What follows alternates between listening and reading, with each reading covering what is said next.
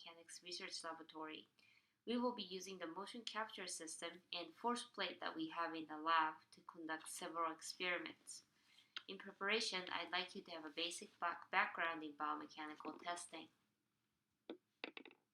Quantitative biomechanics involves measurement of human movement and the underlying causes of the movement, such as the forces acting on the body and activation level of relevant muscle groups.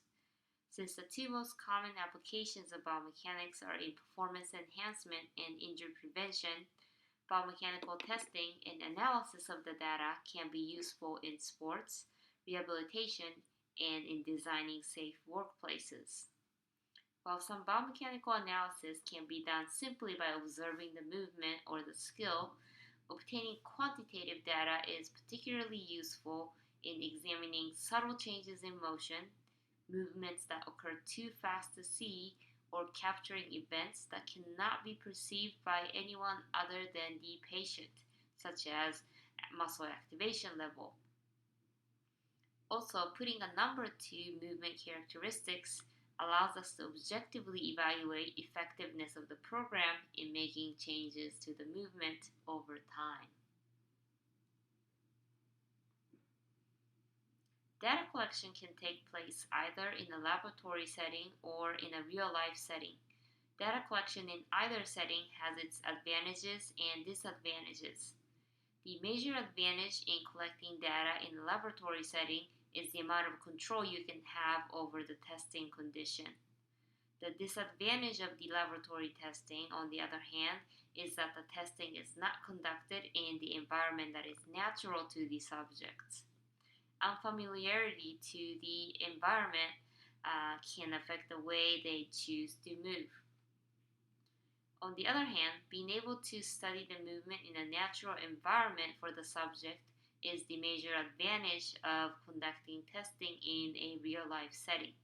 However, testing in real-life environment may restrict the type of equipment that can be used for testing and may be affected by weather and other environmental factors.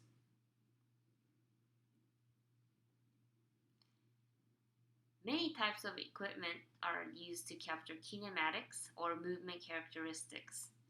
Something as simple as stopwatch or electronic clock that records start and stop can be considered an instrument to measure time it takes for somebody to complete a certain task.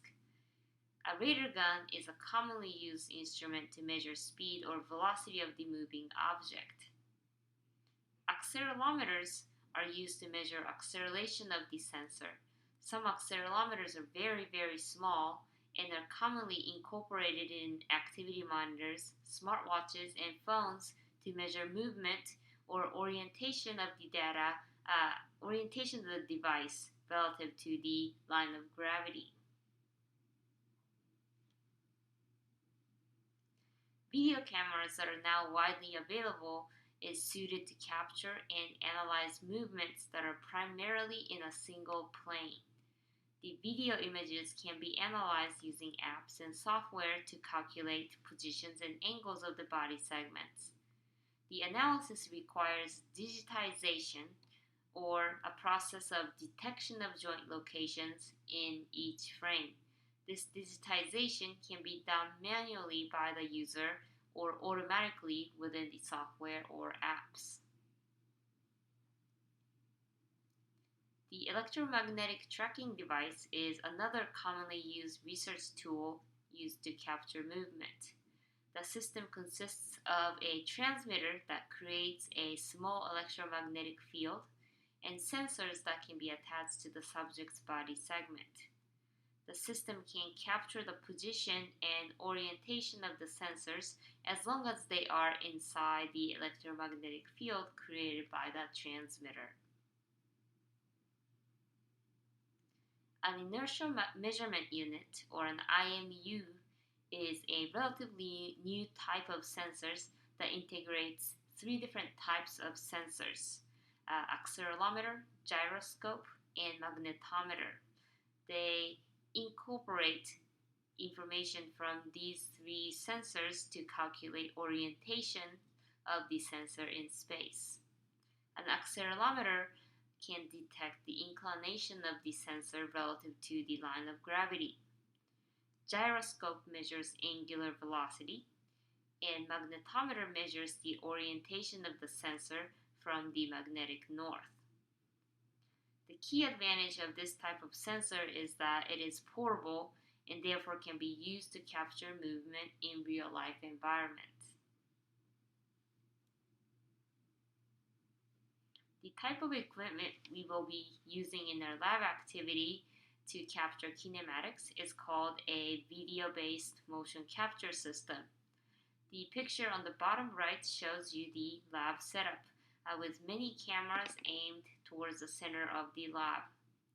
These cameras pick up the reflections from the reflective markers that are attached to the subject's anatomical landmarks.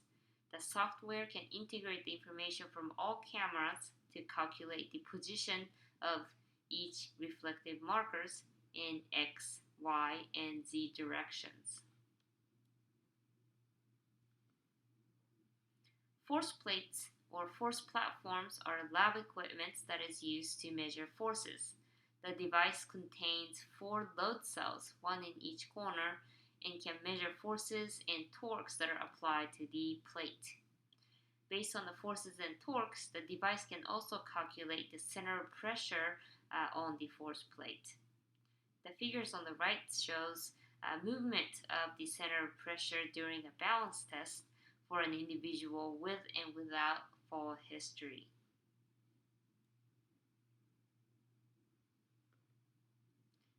Electromyography is a device used to capture electrical activity from the muscles. We will be using this device later in this semester in lab activity number 2.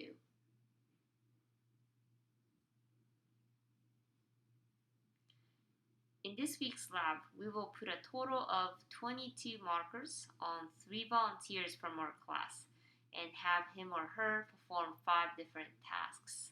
The 5 tasks are single leg balance, drop landing, vertical jump, kicking, and static knee extension.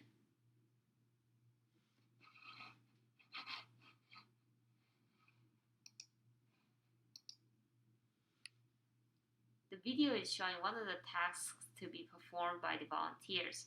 It is called the drop landing task. The subject drops off the box onto a force plate and then jump up as high as possible.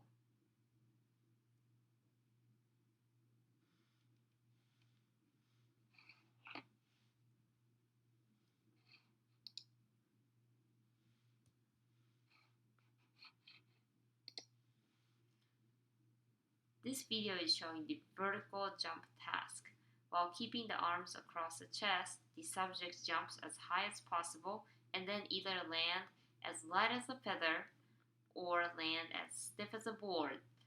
We will look at how the landing technique can affect the landing force using data set collected from these experiments. At last, this video is showing the kicking task.